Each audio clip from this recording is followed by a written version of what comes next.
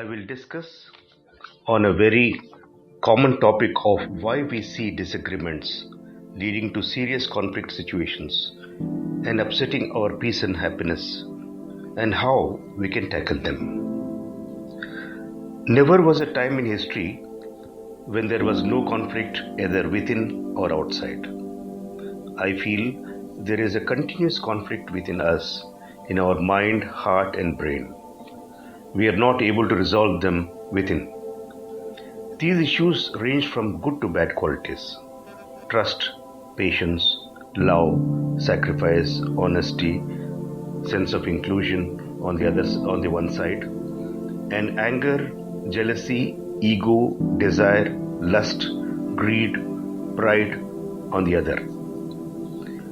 When we have so many good and bad snakes within us, we can imagine what will be the result when the two individuals face each other with so many snakes on both sides. And we can very well imagine what will be the result when more than two individuals face each other. It is said that animals are better than humans because they notify their arrival so that we are well prepared to invite them or face them. If a snake is approaching, we see its form, we see its movement, sometimes we see its hood. We get alert, scream, call for help, gather a stick to protect ourselves, or run away. In case of a human being, we cannot know which animal in him or her, which snake in him or her is going to interact with us, and we face its bite without any warning. That is why we end up saying, "Oh, I really failed to understand him. I never knew he is such a bad person.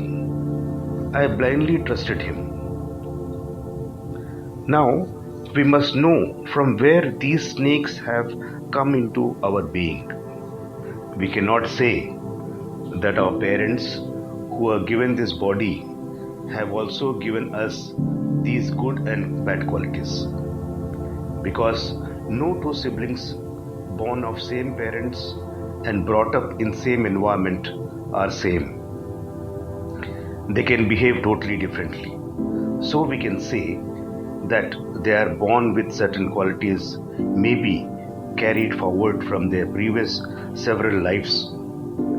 And there are a number of qualities the child learns from the environment, starting from being within the womb, depending on the temperament of the mother and her habits.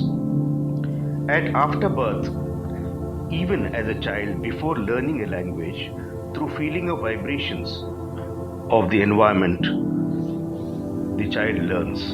Like, for example, the parents are fighting verbally and physically, or there is a peaceful prayer happening.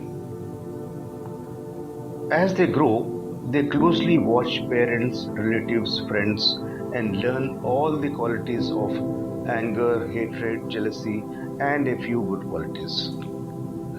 Home, school, and workplace, these are places of our growth and development. So now, when two persons are interacting, the qualities that come before us are pride, ego, scoring a point, or preference of my desires and wishes over others, than compromise or conceding to the other side. The two demons called I and mine decide the course and result of the conflict. Is there a way out for these situations? I do not see any way out, because we are daily feeding the milk very well to these snakes within.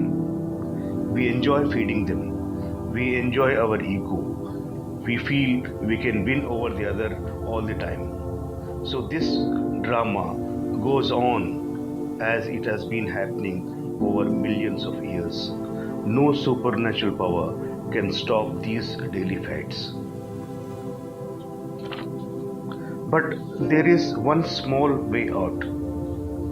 I, as an individual, should withdraw a little from this crowd and reflect upon myself and do research on finding how many good and bad snakes are within me. Let me feed good snakes and starve the bad snakes. This way I can resolve conflict within me. As to the conflict with other counterpart,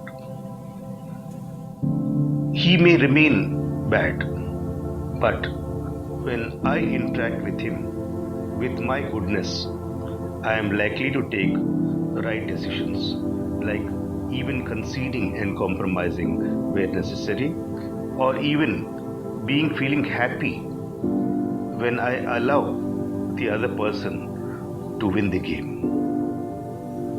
So the world will remain same, but I can bring some peace and happiness for myself. What then is the meaning of starving the snake of the milk? To pass class 10, assuming we attend school for 250 days in a year, we are then attending school for 2500 days for 10 years. Each day we are getting up from bed, whether our sleep is over or not, getting ready for school, attending classes whole day, even though we want to play games outside. We take tests regularly, we do homework, we take the beatings of the teacher, and finally we pass the exam every year for 10 years. Was this at all possible if I was lazy, adamant, and reluctant? But I have beaten all the odds. For a dull child like me, to finally pass class 10 board exam was not a small achievement after attending school for 2500 days. In the same way, we can change our habits, behavior, and conduct. To get a class 10 pass certificate, we could work for 2500 days. How can we ever think to change our behavior overnight? Should we not have a plan to change it even if we need to work for 2500 days or even 25,000 days? Because this is the real thing. We are doing good for our own welfare in this life. What we do and change now has a bearing when we all carry forward these qualities to our next life.